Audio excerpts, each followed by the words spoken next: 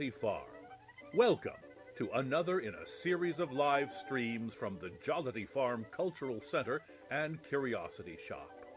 Tonight, pianist Malcolm Kogut and singing sybarite Byron Nilsson present Songs That Are Worse Than the Disease, a program of material designed to lift your spirits, provided you've lowered your expectations. And now, please enjoy Songs That Are Worse Than the Disease.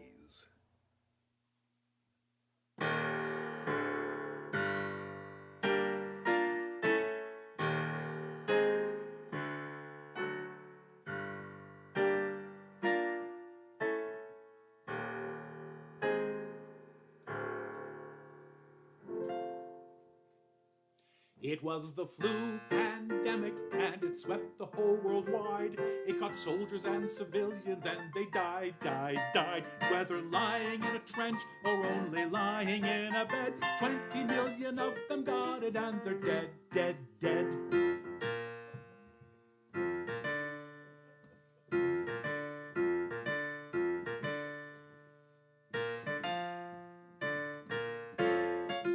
There was a soldier on the battleground in 1917. He turned there to his buddy with a face of ghastly green. He said, "We made it both through Passchendaele, the Somme and Flanders too.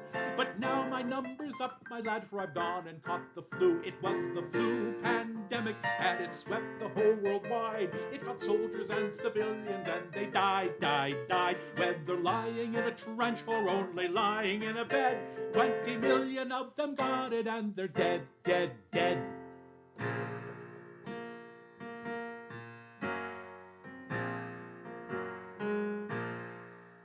Well, a nurse was in the hospital when Tommy was brought in. When he sneezed, she caught a faceful that was flying in the wind. She wrote a letter home to England to tell them of her plight, but the letter never got there 'cause the postman died that night. It was the flu pandemic, and it swept the whole world wide. It caught soldiers and civilians, and they died. Whether lying in a trench or merely lying in a bed, 20 million of them got it, and they're dead.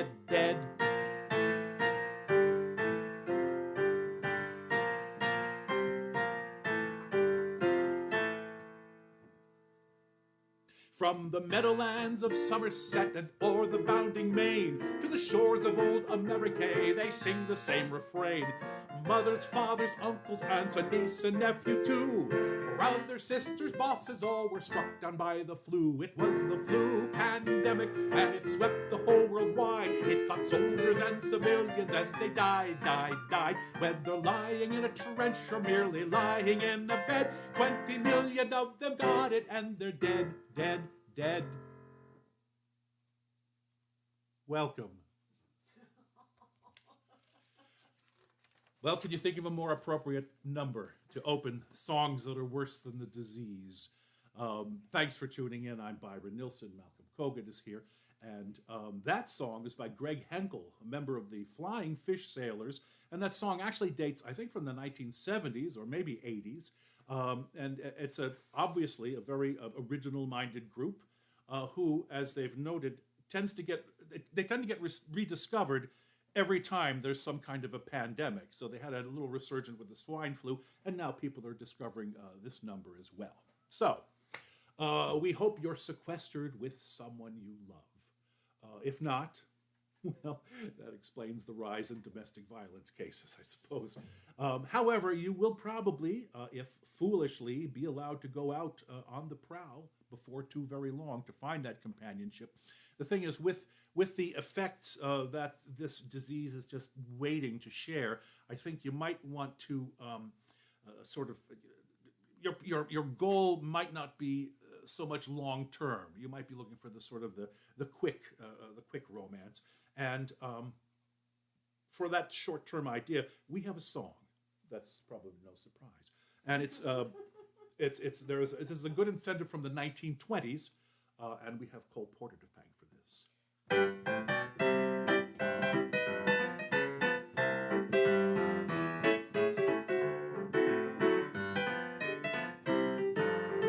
We're all alone, no chaperone to get our number.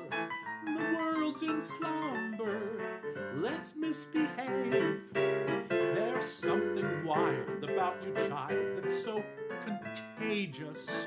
Let's be outrageous, let's misbehave.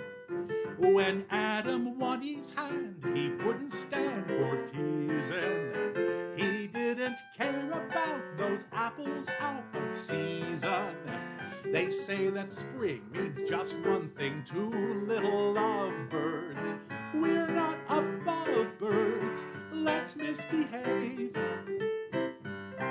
You could have a great career, and you should. Only one thing stops you, dear, you're too good. If you want a future, darling, why don't you get a past? 'Cause that fatal moment's coming at last. It's getting late, and while I wait, my poor heart aches on. Why keep the brakes on? Let's misbehave. I feel quite sure un peu d'amour would be attractive while we're still active. Let's misbehave. You know my heart is true, and you say you for me care. Somebody's sure to tell, but what the hell do we care? They say that bears have love affairs, and even camels. We're merely mammals, let's misbehave. We're merely mammals, let's misbehave.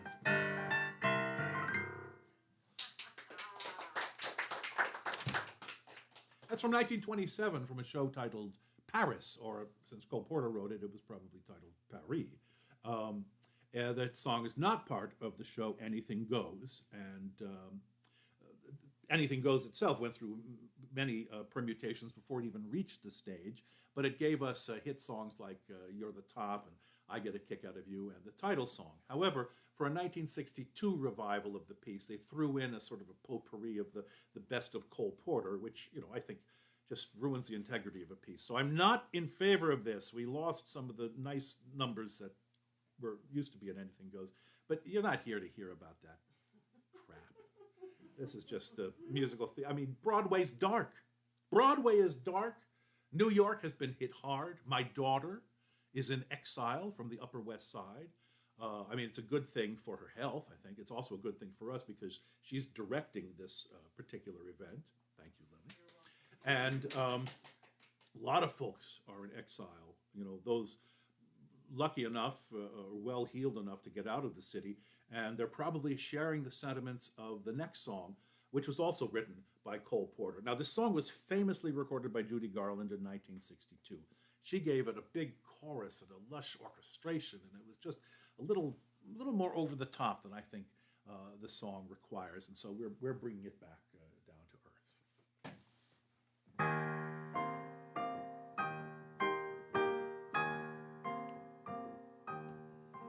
I happen to like New York. I happen to like this town. I like the city air and I like to drink of it. The more I know New York, the more I think of it. I like the sight and the sound and even the stink of it. I happen to like New York. I like to go to Battery Park and watch those liners booming in. I often ask myself, why should it be they should come so far from across the sea? I suppose it's because they all agree with me. They happen to like New York. On Sunday afternoon, I took a trip to Hackensack. But when I gave Hackensack the once over, I took the next train back. I happen to like this bird. I happen to love this town. And when I have to give the world my last farewell, and the undertaker starts to ring my funeral bell, I don't want to go to heaven, don't want to go to hell. I happen to like New York. I happen to like New York.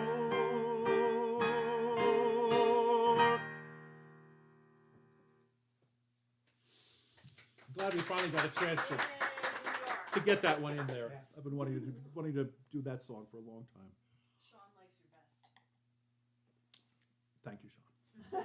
My vest has been complimented, which is good because it's rolling up over the COVID poundage that has been accumulated. You know, we're all making bread, right? I mean, there's got to be a reason there's no flour or yeast in the shops.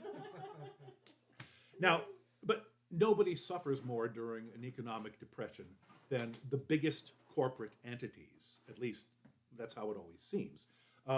They get massive bailouts, as is happening now, while the working stiffs get shafted. Well, 40 years ago, the Chrysler Corporation was tanking.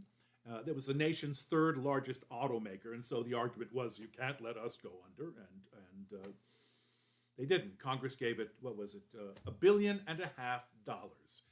And Chrysler's grateful chairman, Lee Iacocca, who formerly had developed Ford's exploding Pinto, cooperated on his end by, reducing the employee numbers by union busting and other, those corporate trademark activities. Fortunately, Tom Paxton was on hand at the time to document this, and he wrote a song that never, unfortunately, loses its timeliness.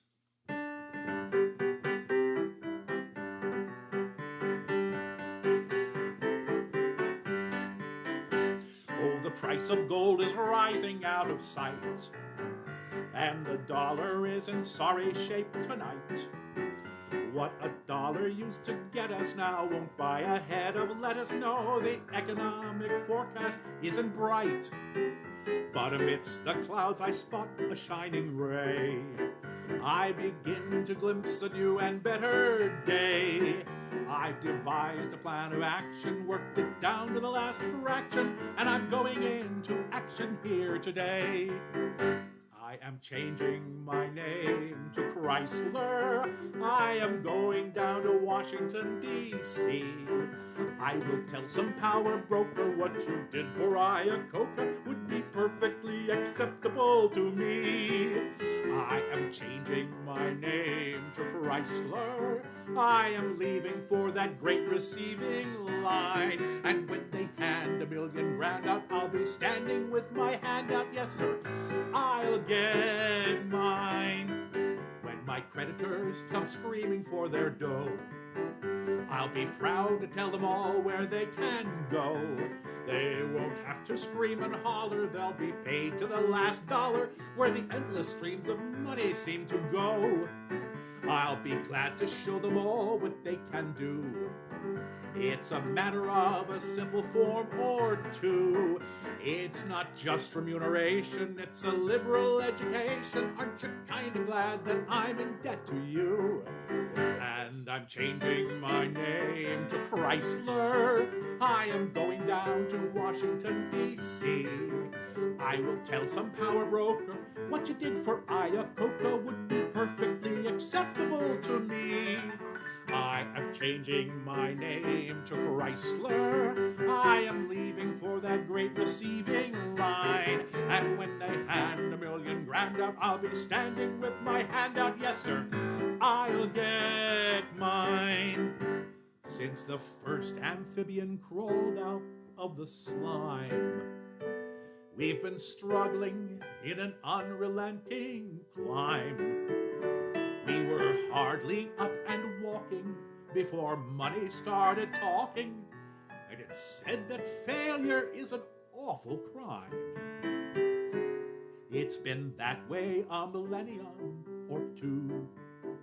Now it seems that there's a different point of view. If you're a corporate Titanic and your failure is gigantic, down in Congress there's a safety net for you. And I'm changing my name to Chrysler. I am going down to Washington, D.C. Every fight we carry on will get us rid of Mitch McConnell, and that's perfectly acceptable to me. I am changing my name to Chrysler. I am leaving for that great receiving line. And when they hand $1 million grand out, I'll be standing with my hand out. Yes, sir, I'll get mine. Oh, when they hand $1,000,000 grand out, I'll be standing with my hand out. Yes, sir, I'll get mine. Thank you, Sean Paxton. Now Tom Paxton has rewritten that on some occasions, so I'd like to think that he won't mind my little bit of a wishful update myself.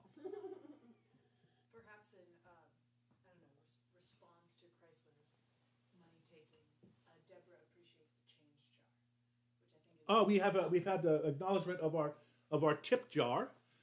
It's a real tip jar. Of course, you're in virtual land, but there is a way to remunerate us. And time to time, Lily will flash onto the screen a little chyron with the vital information. So,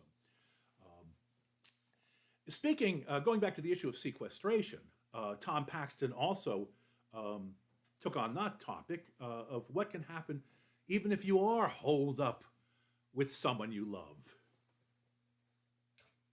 I changed the intro.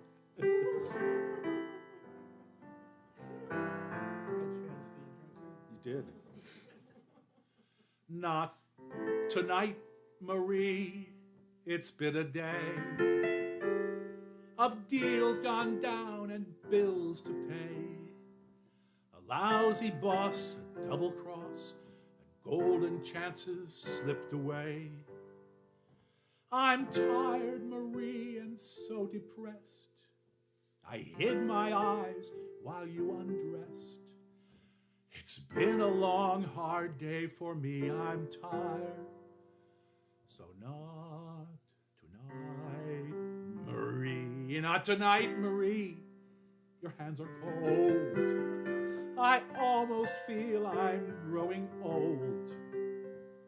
A few less hairs, a need for chairs, a dread of having fortunes told.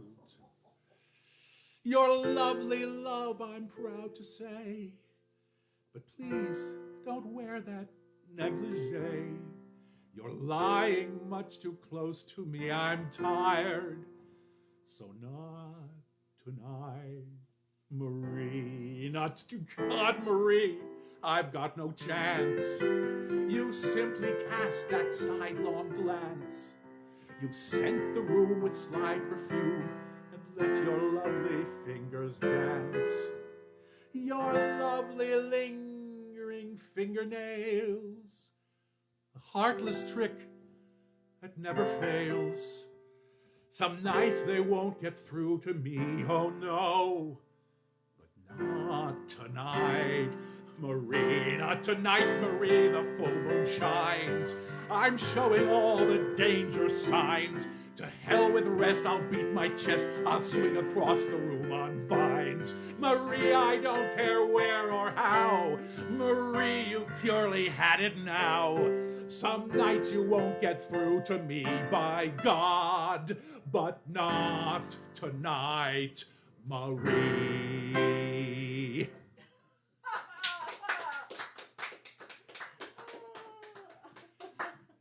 Everything okay in the tech world there? I was looking for an emoji. Oh, Lily's sitting there grimacing. I'm looking over. She's and she's like this. I'm thinking, what the hell? The feed has just gone south again or something. And I'm trying to give up this song and feel the tense emotion in that, and she's going. You have to ignore me. It's because Chris and Bob said hi to me, and I wanted to wave back to them, and I couldn't find the She's having a deep emoji. involvement with the chat line. So leave comments and distract her.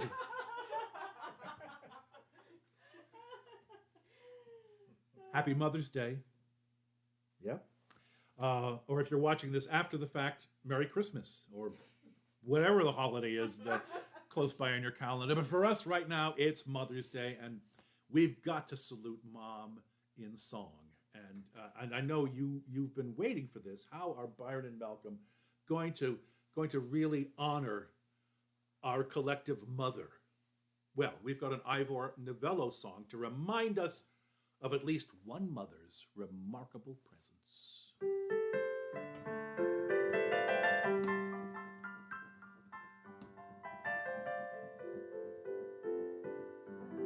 that all night, you know. I seem to be the victim of a cruel jest. It dogs my footsteps with the girl I love the best. She's just the sweetest thing that I have ever known. But still we never get the chance to be alone. My car will meet her, and her mother comes too. It's a two-seater, still her mother comes too. At Ciro's, when I am free, for dinner, supper, or tea, she likes to shimmy with me, and her mother does too. We buy her trousseau, and her mother comes too. Ask not to do so, still her mother comes too. She simply can't take a snub. I go and sulk at the club, then have a bath and a rub, and her brother comes too.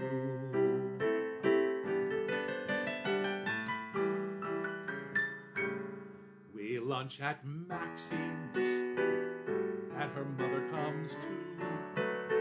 How large a snack seems when her mother comes too. And when they're visiting me, we finish afternoon tea. She likes to sit on my knee, and her mother does too.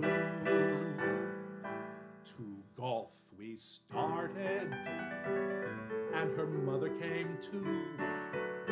3 bags I carted when her mother came too. She fainted just off the tee. My sweetheart whispered to me, "Thank God, at last we are free." Then, you want to just sing it with me? Her mother came too.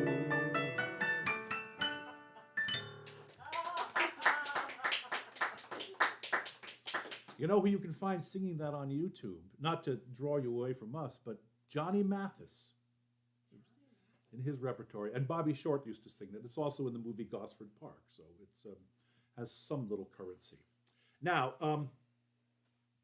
have you noticed that the current crop of COVID-related commercials all seem somehow the same? There's a theme that has been developing, and it's something we hardly want to be left out of.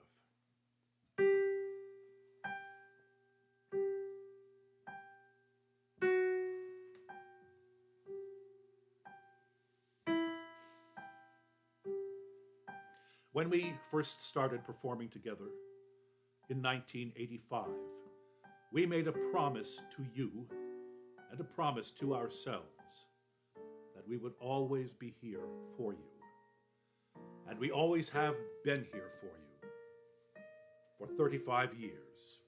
Right now, we continue to do what we've always done. It's always been about people, people like you, about families. And even now, especially now, today more than ever, in times like these, times of great uncertainty, in this unprecedented moment in our history, while things have slowed down and we turn more inside, with the distance between us seeming to grow ever larger, we are finding ways to stay connected, to touch each other, without you having to leave the safety of your home. Byron and Malcolm are here to help. We are here for you. We're with you. You can count on us. And we'll get through this together. Applause. No, there is applause at that moment on all of those commercials. There's applause and probably a dog. We should have had a dog here for this to really drive the point. But you understand. you understand us. You understand our message. Oh, shut up.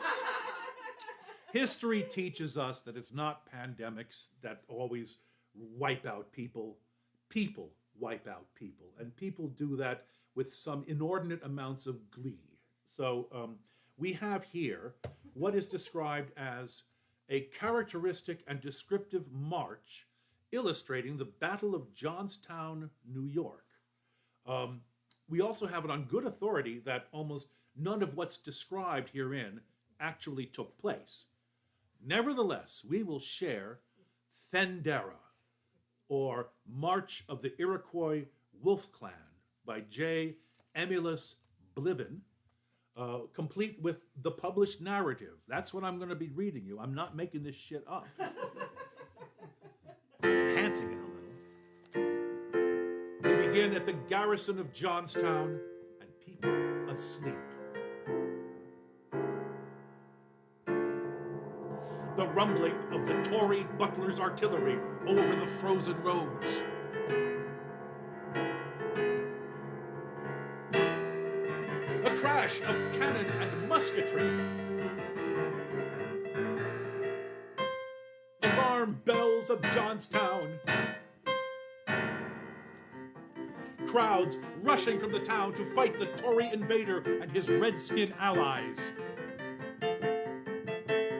This is a battle.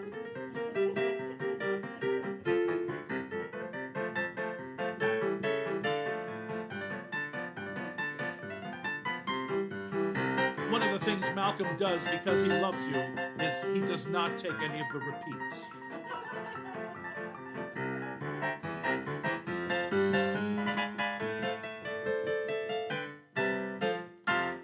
A bugle call. Well, thereabouts. Colonel Marinus Willits and Daniel Morgan's Rangers to the rescue. Hail to them, hail again, Daniel Morgan and Morgan's men. Evidently not sure whether to fight or to dance.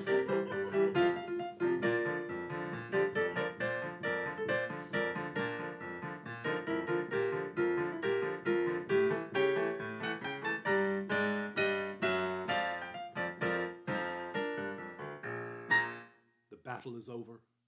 Butler is beaten and dead. We hear the Wolf Clan dirge.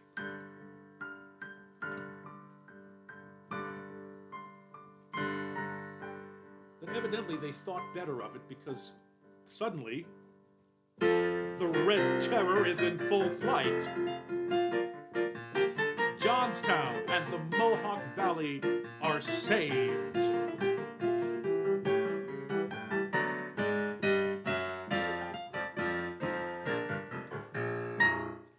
There's a fermata over the final measure ending. Oh, yeah. Evidently, you're just supposed to wait, I guess, to give you time to drink all that in.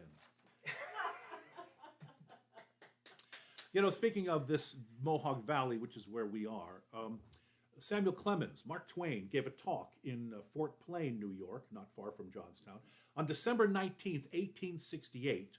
It was part of what he called his American Vandals tour, and it consisted more or less of him reading from his yet-to-be-published book, Innocents Abroad, which is the book that would put him on the map. When he was in Fort Plain, he met George W. Eliot, who was the associate editor of the Fort Plain-based Mohawk Valley Register. And Eliot was known for his turgid verse, such as Bonnie Eloise, which became a popular song, and The Dead Canary, a story of a bird named Lily, who succumbs to a melancholy death after her eggs are crushed by mysterious fate. Now, I have been unable to find anywhere a copy of the complete Dead Canary, and you should all be very thankful of that. Because I did find the last stanza, and I'm going to lay that on you. Ye murderers, unawed by fear, who bend at Herod's crimson shrine, turn once a scaleless vision here, and view this lifeless bird of mine. Then in your hell-born purpose pause, forsake the path so reckless trod, lest while ye scoff at nature's laws, ye feel the withering curse of God. Eliot began deluging Twain with verse and song, trying to get some manner of praise out of the writer. Well, Twain wrote to his wife-to-be, Olivia Langdon, that was not about to happen, as Twain put it. He wrote 3 times for an opinion of the dead canary, you remember, and several times about that whining summer complaint of a song about some Mohawk wench's golden hair. I meant it for a solemn truth when I said his poetry was bad, but he cannot believe it. I do so long to drop him a line that would give him exquisite anguish, but I can't waste powder on such small game as that. He threatens to destroy me by means of a withering review of my book in his little one-horse paper which a couple of hundred Mohawk Dutchmen spell their way through once a week. This fellow's idea of his importance trenches upon the sublime. It is the calmest, serenest, ironclad, asinine complacency the world has ever produced. Do you know, that creature is oozing his poetical drivel from his system all the time. No subject, however trivial, escapes him, and he dotes upon. He worships. He passionately admires every sick rhyme his putrid brain throws up in its convulsions of literary nausea. Here's that golden-haired wench. You will have an opportunity to sing, because it's a 4-part harmony chorus, and we will thoughtfully provide the music for you. Body Eloise. Oh, sweet is the vale where the Mohawk gently glides on its clear winding way to the sea. And dearer than all storied streams on earth besides is this bright rolling river to me. But sweeter, dearer, yes, dearer far than these, who charms where others all fail, is blue-eyed Bonnie Eloise, the belle of the Mohawk Vale. Join in. But sweeter, dearer, yes, dearer far than these, who charms where others all fail, is blue-eyed Bonnie Eloise, the belle of the Mohawk Vale. We cut verse 2. Oh, sweet are the moments when dreaming I roam through my love haunts now mossy and gray, aren't they always? And dearer than all is my childhood's hallowed home that is crumbling now slowly away. But sweeter, dearer, yes, dearer far than these, who charms where others all fail, is blue-eyed Bonnie Eloise, the belle of the Mohawk Vale. But sweeter, dearer, yes, dearer far than these, who charms where others all fail, is blue-eyed Bonnie Eloise, the belle of the Mohawk Vale. Okay, we got through that one. You know, songs of the 19th century tended to offer unbridled, unashamedly sentimental nostalgia like that one, or moral instruction through the infliction of frequent and usually unexplained deaths. Last performance, we had drownings in Asleep at the Deep, and we had We had alcoholic poisoning in the temperance songs we did, and we're still working on In the Baggage Coach Ahead. That'll be coming up. That's a doozy. Things eased as we entered the 20th century, obviously. And here's a number from 1926 that it seems to want to be an art song. It seems to want to frighten the children. It seems to want to tell a fairy tale, although it never really pays off any of the fairy tale elements that it presents. But the fact that it was penned by songwriters named Wolseley Charles and Great X Newman already tells us that we're going to enjoy this one.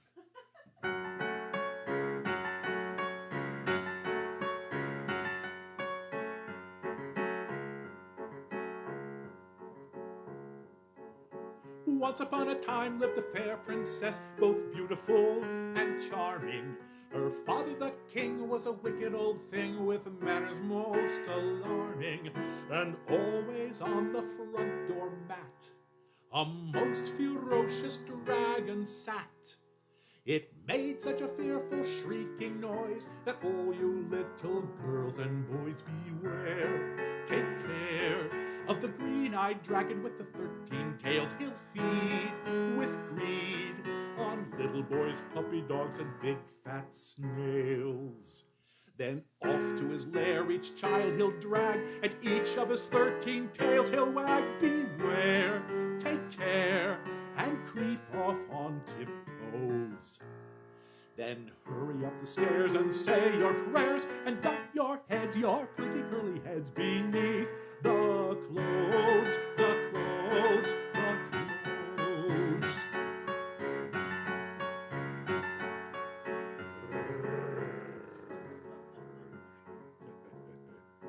That dragon, he lived for years and years, but he never grew much thinner. For lunch he'd try a policeman pie or a roast MP for dinner.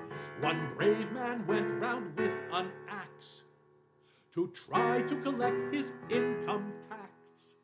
That dragon, he smiled with fiendish glee and softly murmured, R.I.P. beware, take care of the green-eyed dragon with the 13 tails. He'll feed with greed on little boys, puppy dogs, and big fat snails.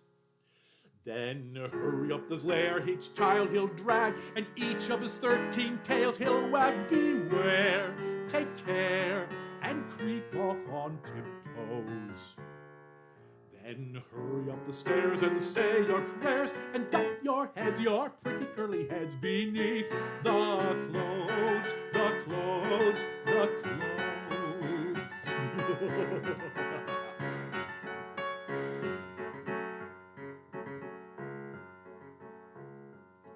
That dragon went down to the kitchen one day where the fair princess was baking.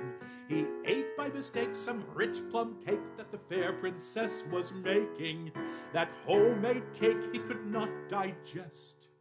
He moaned and he groaned and at last went west. And now his ghost with bloodshot eyes at midnight clanks his chains and cries, beware, take care of the green-eyed dragon with the 13 tails. He'll feed with greed on little boys, puppy dogs, and big fat snails. Then off to his lair each child he'll drag, and each of his 13 tails he'll wag. Beware, take care, and creep off on tiptoes. Then hurry up the stairs and say your prayers, and dot your heads, your pretty curly heads, beneath the clothes, the clothes, the clothes.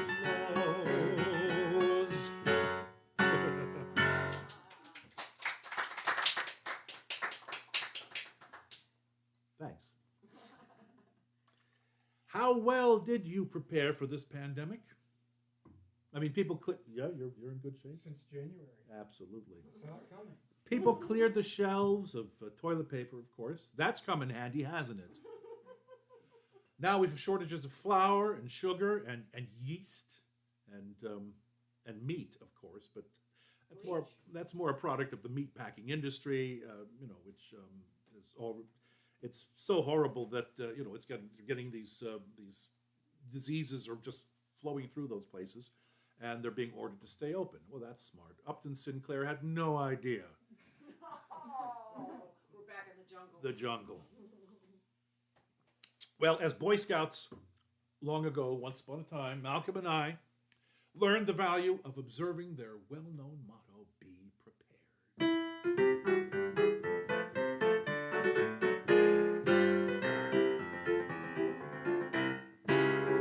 Be prepared. That's the Boy Scouts marching song, be prepared. As in life you march along, be prepared to hold your liquor pretty well. Don't write naughty words on walls if you can't spell. Be prepared to hide that pack of cigarettes. Don't make book if you cannot cover bets. Keep those reefers hidden where you're sure that they will not be found. And be careful not to smoke them when the scoutmaster's around, for he only will insist that they be shared. Be prepared. Be prepared. That's the Boy Scout's solemn creed. Be prepared. And be clean in word and deed. Don't solicit for your sister, that's not nice, unless you get a good percentage of her price. Be prepared, and be careful not to do your good deeds when there's no one watching you. If you're looking for adventure of a new and different kind, and you come across a Girl Scout who is similarly inclined, don't be nervous, don't be flustered, don't be scared. Be prepared. Thank you, another Tom. Yes, that's Tom Lehrer's work, of course, and his clarion voice also offered a wistful portrait of a community figure who may, at this moment, be more important than ever.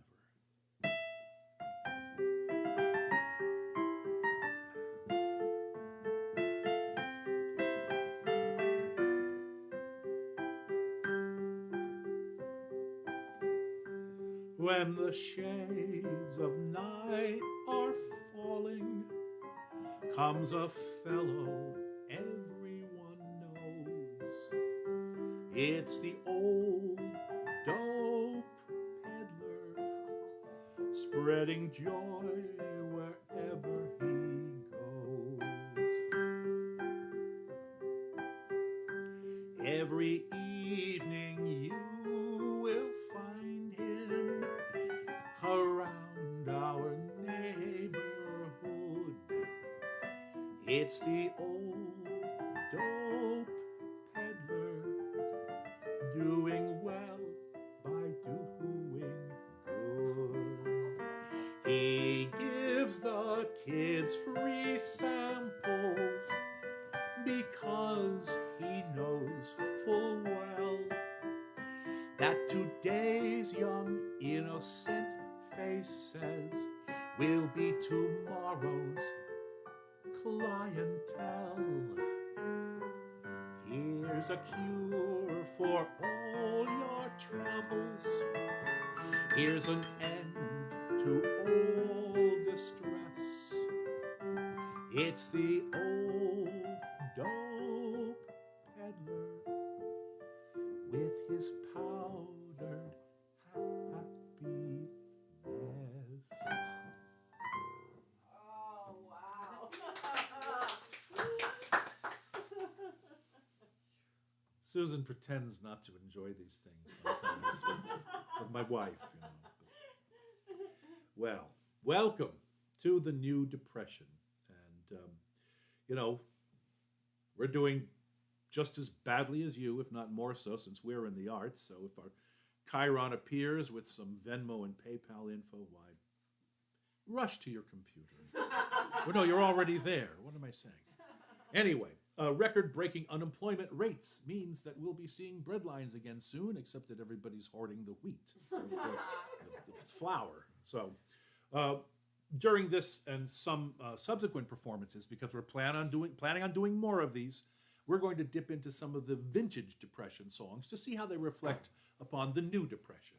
And Here's one. Here's one of the more memorable ones, I think. It's from a Billy Rose review. Billy Rose had quite a reputation as a showman, a diminutive showman. He was 5'3". And this is from a review of his called Casino de Paris, which was named for a music hall in Paris, which opened the show. Rose's review opened in 1934. I can't stop telling you this stuff. It's just, it's got to come out, or I get, boils. Rose described his review as featuring the usual 50 showgirls in 49 costumes. And we have a cover of this next song for you, I think, and you can see the suggestion of pulchritude thereon. This was performed at a Midtown theater that eventually became Studio 54. Yeah, that's about it. It was about worth one. It was worth one. Huh. Okay. So, anyway, here's a song from that review. It's a song for the uneasy investor. And what more can I say? Better shut up.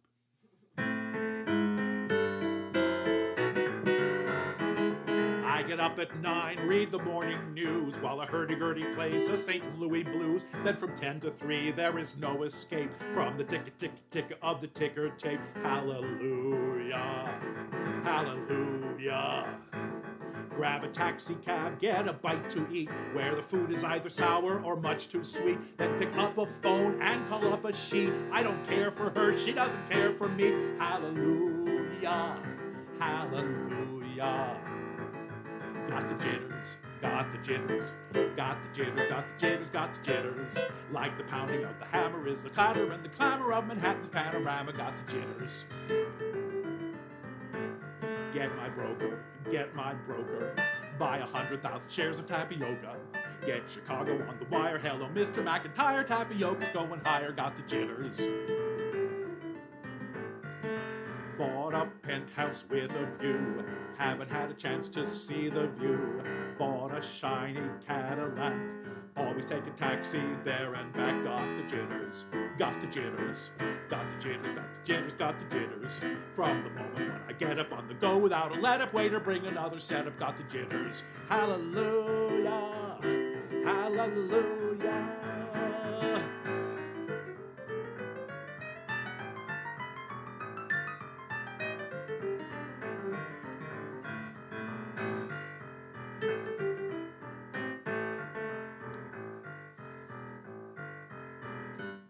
You want me to come in, don't you? I'm trying to get him to play. Okay, bridge. Bought a penthouse with a view, haven't had a chance to see the view.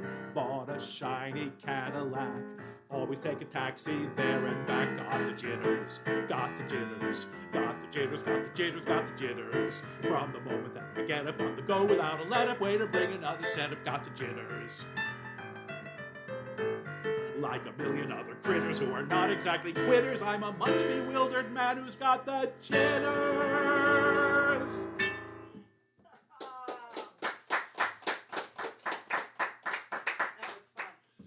Oh, the subsequent songs we come up with are not going to be that much fun. I mean, we got to hit "Brother, Can You Spare a Dime?" and what was that other one? "Cheer Up, Smile, Nerds." I'm still looking for the sheet music for that one.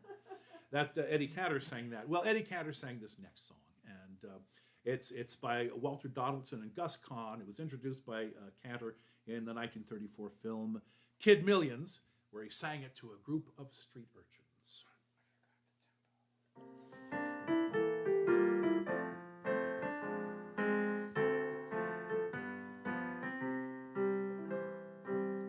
There is a ship that sails the sea for little folks like you and me. It carries all our dreams, our little hopes and schemes. I've got a ship that sailed away, it's coming home someday. I'll have a golden castle, grand and tall, with 18 butlers standing in the hall, and Walter Disney paintings on the wall. When my ship comes in, I'll leave the choice of autos up to you. And if you think a big Rolls Royce will do, I'll play it safe and maybe order two when my ship comes in. I'll buy Barnum and Bailey and move them right next door. They'll give 10 performances daily for the kids who never saw a show before. In golden chairs we'll sip our tea for two. I'll have Paul Whiteman there to play for you. I'll have Bing Crosby singing boo, boo, boo, boo, boo, boo, when my ship comes in. I'll buy out every ice cream factory so all the kids can come and get in free. And I'll throw all the spinach in the sea when my ship comes in.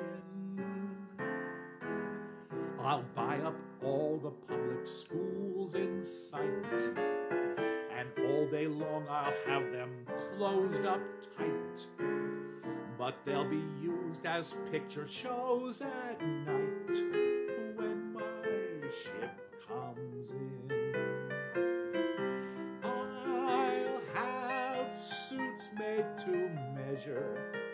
In fact, I'll buy a store. And can you imagine the pleasure wearing shoes that no one ever wore before? I'll phone each department store and say, call up your Santa Claus and raise his pay, and tell him we'll have Christmas every day when my ship comes in.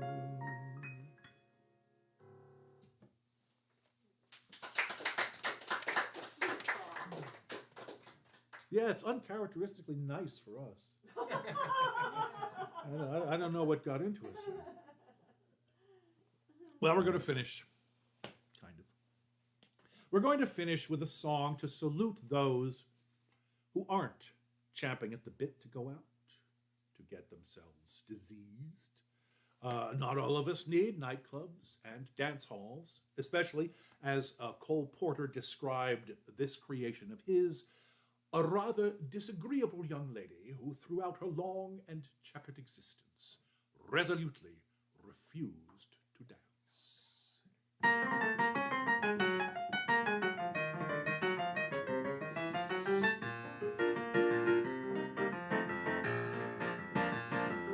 Senorita Nina from Argentina knew all the answers. Although her relatives and friends were perfect dancers, she swore she'd never dance a step until she died.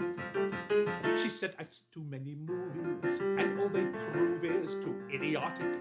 They all insist that South America's exotic, whereas it couldn't be more boring if it tried. She added firmly that she hated the sound of soft guitars beside a still lagoon. She also positively stated that she could not abide a southern moon. She said, I hate to be pedantic, but it drives me nearly frantic when I see that unromantic, sycophantic lot of sluts sort of wriggling their guts. It drives me absolutely nuts. She refused to begin the beginning when they requested it. And she made an embarrassing scene if anyone suggested it, for she detested it. Though no one ever could bikina, then little Nina, I'm quite a number, a very eligible man who did the rumba. When they proposed to her, she simply left them flat. She said that love should be impulsive, but not convulsive, and syncopation had a discouraging effect on procreation, and that she'd rather read a book, and that was that.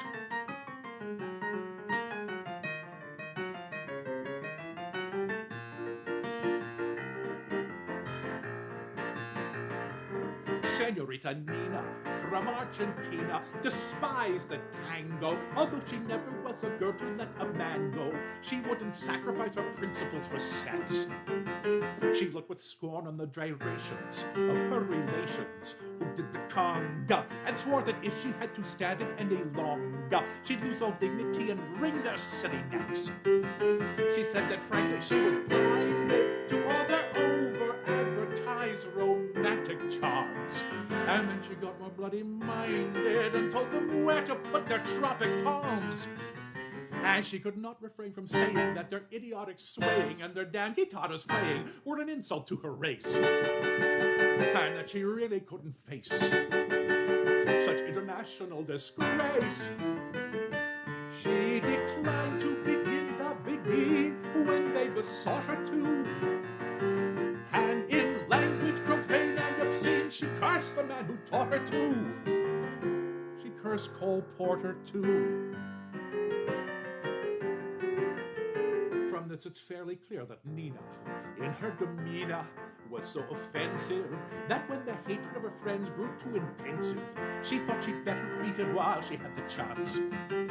After some trial and tribulation, she reached the station and met a sailor who had acquired a wooden leg in Venezuela, and so she married him because he couldn't dance. There surely never could have been a more irritating girl than Nina.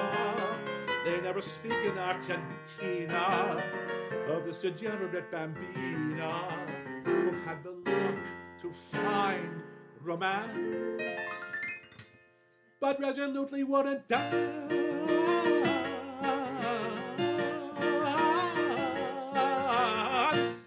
She wouldn't dance. Hola! Thank you. Thanks for tuning in. Thanks for joining us. Thank you to Lily Whiteman for running the board, directing our operations. For Susan Whiteman, we're in our bedroom. We've tried to give you a different, location with each one of these, and It's a historic bedroom. it's a historic bedroom. I'm going to have her explain to me later why. It's probably not the reason I'm thinking. But we before we say goodnight, we've kept you for too long. We'll send you away with a song, one more that's somehow all the more appropriate now. I mean, where would you rather be right now? I mean, if you're champing at the bit to get back to work, just think back to work and what you're thinking when you're at work and where you're really longing to be. And that's what this song is about. It's by Flanders and Swan.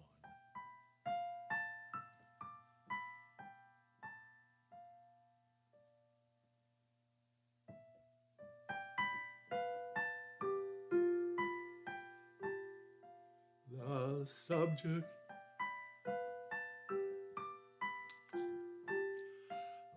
subject I wish to consider tonight comes under the general head, without an iota of double entendre.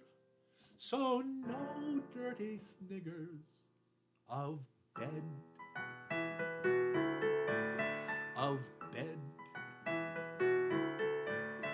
Though everything else has been treated at length in the various books I have read. Spinoza, La Rochefoucauld, Schiller, and Kant say practically nothing on bed. So I founded a new philosophical school, of which you have probably heard, propounding this thesis, the too early worm is the one that gets caught by the bird. Delightful, delectable pillow and sheet, luxurious eiderdown spread. Red hot water bottle bowed down at my feet. Oh, bountiful blessing of bed. To hell with ambition, it drives a man mad. I can scarcely wake up to be fed. Though people who keep making plans for the land will find me if wanted in bed. You risers and shiners whose insults are hurled at my almost invisible head, consider the mess you have made of the world and stay out of mischief in bed. And stay out of mischief in bed. 6 monasteries hourly are saying a mass for a blessed relation now dead, who left me a blanket, electric no less, now an integral part of my bed. Oh, weep not ye maidens at solitary me, now left on the highest of shelves. Oh, seek not ye matrons my solace to be, but keep your cold feet to yourselves. Oh, purest of pleasure, voluptuous sleep, my eyelids are heavy as lead. Oh, soft, oh, delicious, oh, long, wide, and deep, oh, warm, oh, bed.